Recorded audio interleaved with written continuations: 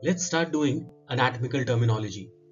Now, these are essential anatomical terms which we are going to deal with in this lecture.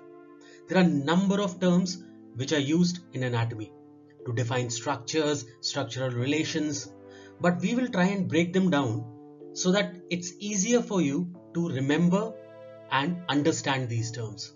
So let's start.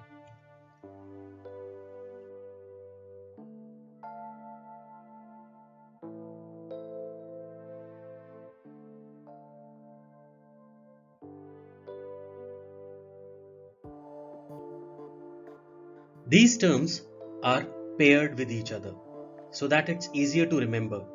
The first terms are anterior and posterior. Anterior also means ventral, posterior also means dorsal. Then another pair is medial and lateral. Thirdly, superior and inferior. Now all these terms are used to describe the location of structures, but these are always used with reference to another structure. Let's first see the anterior and posterior.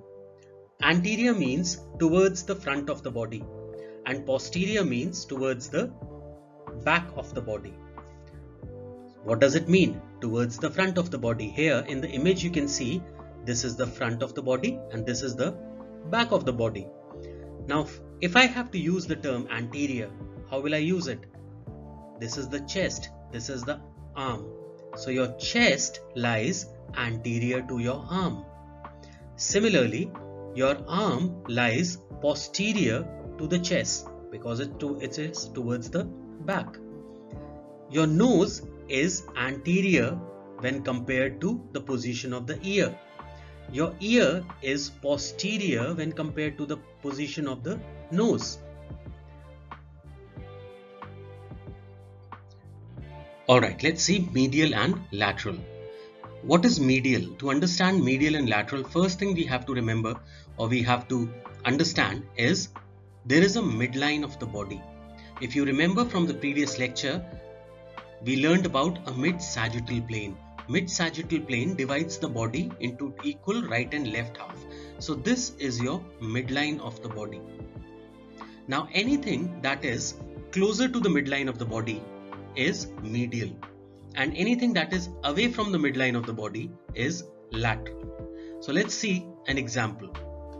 This is your little finger and this is your thumb. Now if I want to describe the position of each one of them, I would say little finger is medial with respect to the thumb and thumb lies lateral to the little finger. How can we say that? Because little finger is closer to the midline of the body and thumb is away from the midline of the body with respect to the position of the little finger. The next two terms are superior and inferior.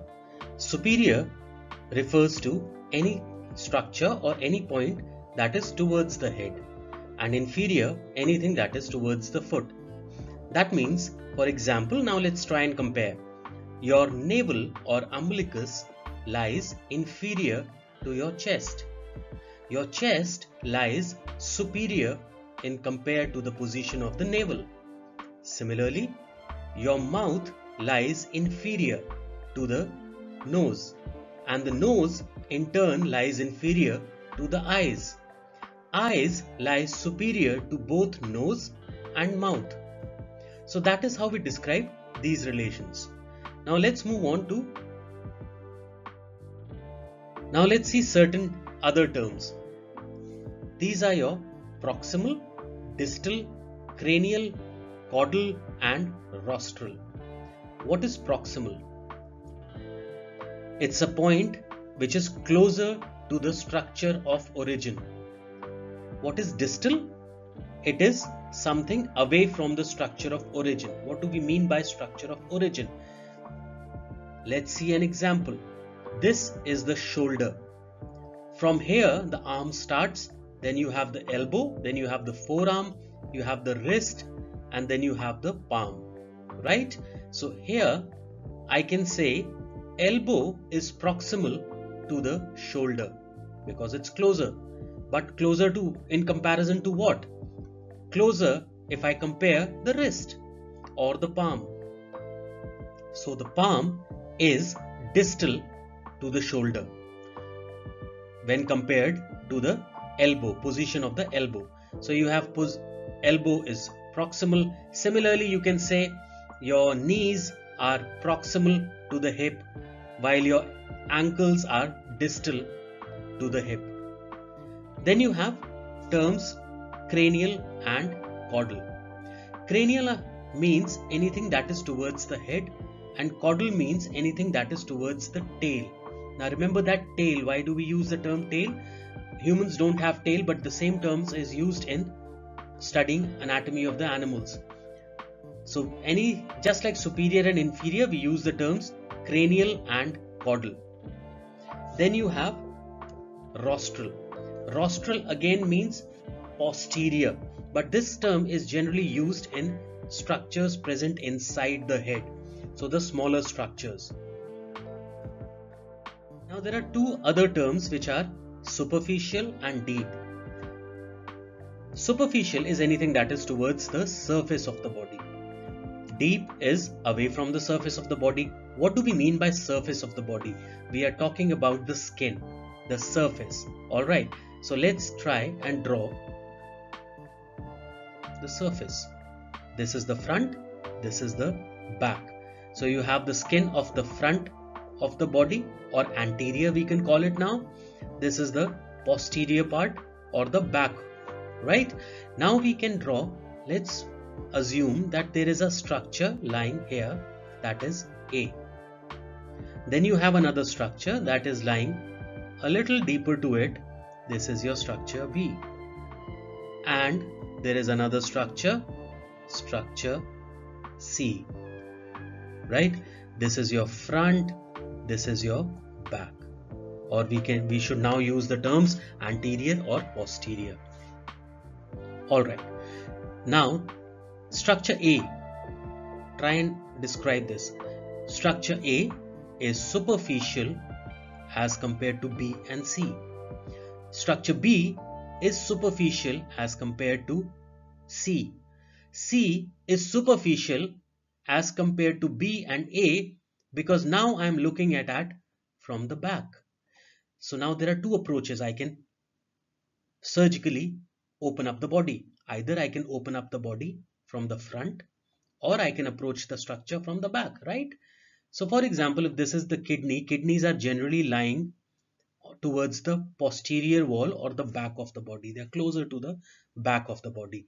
So you have kidneys on the back. Now if I want to surgically operate on the kidneys, it's not sensible enough or logical to approach it from the front because I will have to remove a lot of structures to reach up to the kidneys. But on the contrary, if I just go ahead and approach it from the back, it's easier. I will not have to move a lot of structures. The approach is easier. So now kidney becomes superficial structure because I'm approaching from the back. If I'm approaching from the front, A is superficial. Now B, let's say B is your stomach. Stomach is deeper from both the sides. Either I approach from the back or I approach from the front, it's still deeper with respect to A or C. I hope that clarifies. Now we can visualize all these terms in this picture. Look at the image here. First of all, anterior view and lateral view. What do we mean by anterior view? When you are looking at a person, a patient or a person, and you're looking at their faces, you are having an anterior view. That means you're looking at their front of the body. That is why it's called anterior view. You can see here, you can look at the face. Then you have, if you're looking at the person's back, that is the posterior view. Now, if you're looking at the side of the person, that is the lateral view. You have the right and the left divided by a midline. This midline divides the body into left and right halves. Anything that is closer to the midline is medial. Anything that is away from the midline is lateral. We already know that. Talking about anterior and posterior. Anterior is also called ventral, right? So you have anterior towards the front of the body, posterior towards the back of the body, superior towards the head, cephalic or cranial are the terms which are used.